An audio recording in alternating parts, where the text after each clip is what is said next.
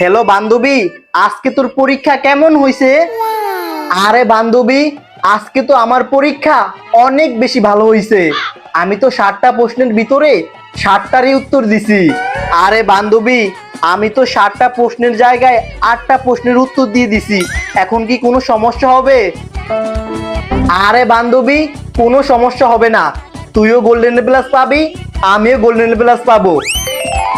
আচ্ছা বান্ধবী, আমরা দুইজনেই গোল্ডেন এ প্লাস পাবো।